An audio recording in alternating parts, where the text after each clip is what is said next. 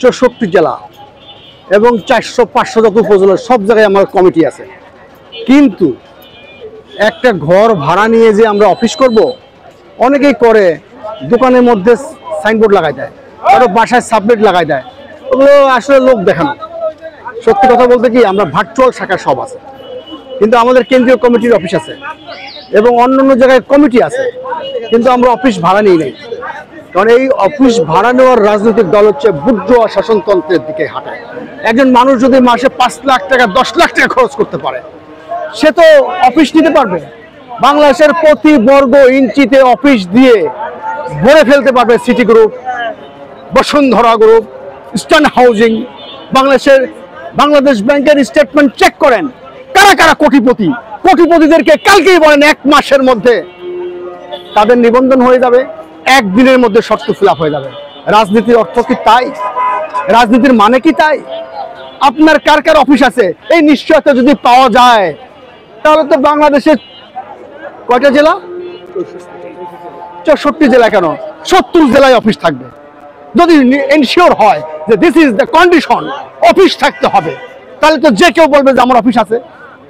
রাজনীতি থাকতে হবে ভাই। রাজনীতিটা কি? জনগণের স্বার্থ নিয়ে কারা কথা বলে। বাংলাদেশে কিন্তু স্বাধীনতা পরবর্তী সময়ে নানান ষড়যন্ত্রের চক্রান্তের আবর্তে পড়ে বাংলাদেশের নানামুখী ষড়যন্ত্র নিপতিত হয়েছে। অনেক জায়গায় মানবাধিকার লঙ্ঘন হচ্ছে। এই কৃষক তার ফসলের দাম পাচ্ছে না, এই শ্রমিক তার ন্যায্য মূল্য পারিশ্রমিক পাচ্ছে না। এইসব পিন পয়েন্টে কারা কথা বলে। স্বাস্থ্য খাতে বাজেট কত? স্বাস্থ্য খাতে বাজেট কত জানেন? শিক্ষা খাতে বাজেট কত জানেন? 1-2%। এই বাংলাদেশের মানুষ যদি শিক্ষিত হয়ে যায়, তাহলে কিন্তু বাংলাদেশের মানুষ আর কাস্টমার থাকবে না। তো আলোচনা শেষ করে দিচ্ছি।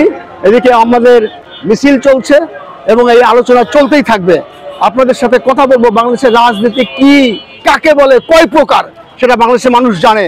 বাংলাদেশের মানুষকে কাস্টমার বানায় রাখা হয়েছে এবং বিদেশ থেকে ওই রিমোট কন্ট্রোলের সাহায্যে বাংলাদেশের রাজনীতি চালানোর চেষ্টা করা হচ্ছে। তাই বলা হচ্ছে তোমার কয়টা অফিস আছে, তোমার কয়টা কি আছে, তোমার কনসেপ্ট কি আছে, এটা কেউ বলছে না। তোমার রাজনীতি আদর্শ কি, লক্ষ্য কি, এটা কেউ বলছে না। বলছে তোমার কয়টা অফিস আছে। আরে আমি কি কালো টাকা পেশি শক্তিকে উৎসাহিত করতে অসংখ্য অফিস করব, মাসে 5-10 লাখ টাকা আমি খরচ করব?